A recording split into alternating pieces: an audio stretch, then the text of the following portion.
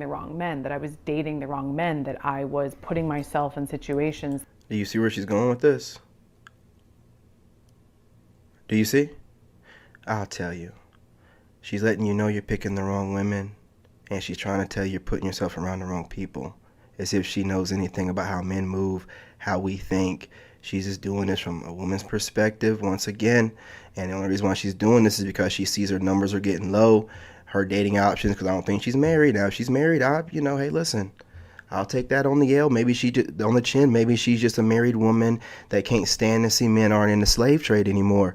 So, and not on the plantation. So she has to come out here and try to relate to us, do a little trauma bonding, and slide her influence in through, her telling the story of what she went through, pairing it, basically to whatever you're going through in this moment, which most men are, not really dealing with women, staying away from them. So just peep game, okay? Just peep game.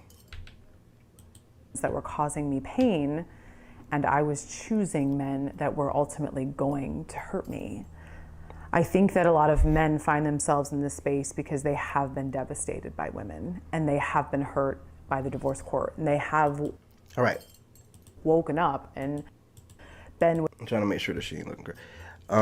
Fair use. Again, that's not how men think. We're not devastated. We're not destroyed. We're not all these different words that you choose to use to describe us. What we are we getting smarter? The same with it. They have had their game going on, using the system, take advantage of us. We have also adapted. We have adjusted. We have upgraded as well.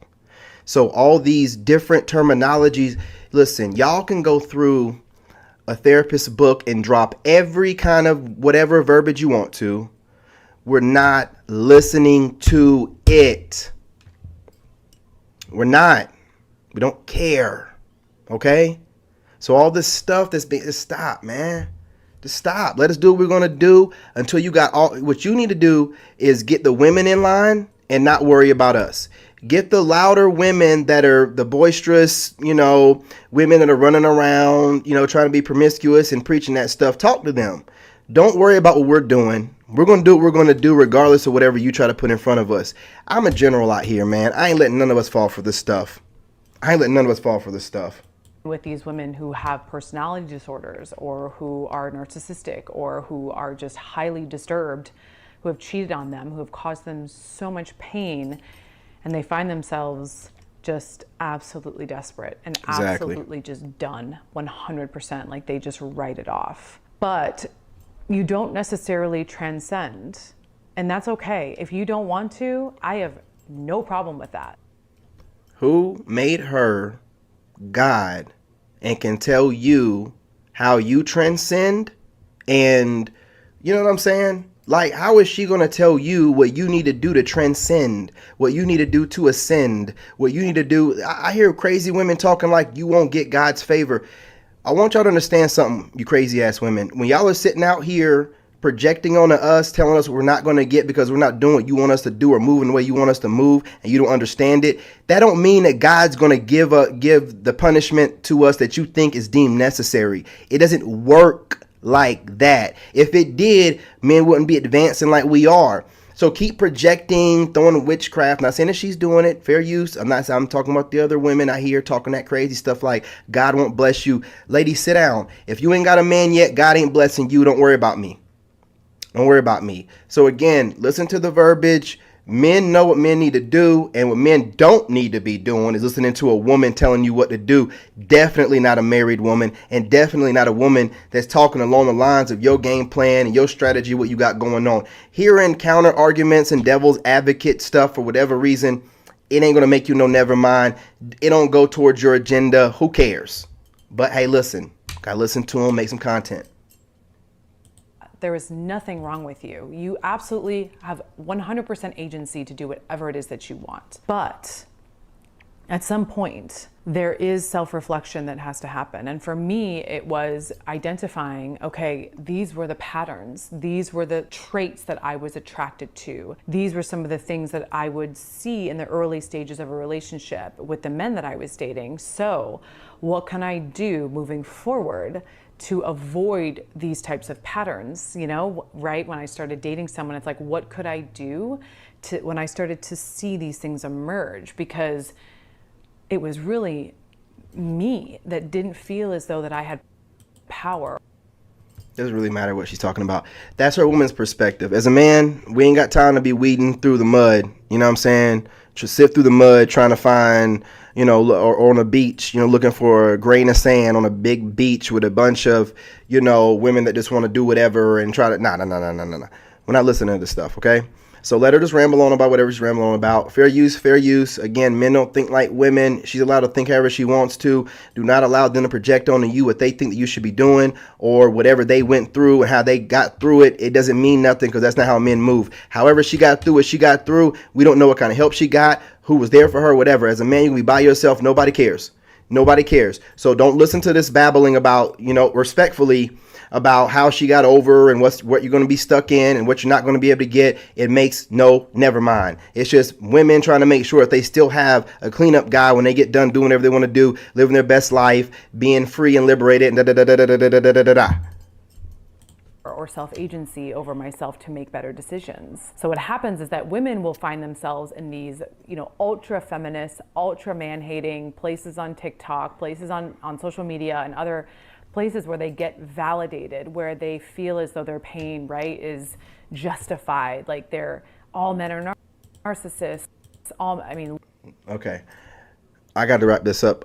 She's, you know, I got some food in the oven. She's just trying to, okay, she's given the perspective of a woman that's jaded going to these, but she's really talking about men, okay? Peep game. She's talking about men going to certain parts of the web and getting, you know, some people call it red pill game or whatever, or just getting the information that you need and then acting like you're not a man and don't know how to gather information, just like listening to her. She said some good stuff in the beginning. I took some good stuff from. I don't need none of this stuff.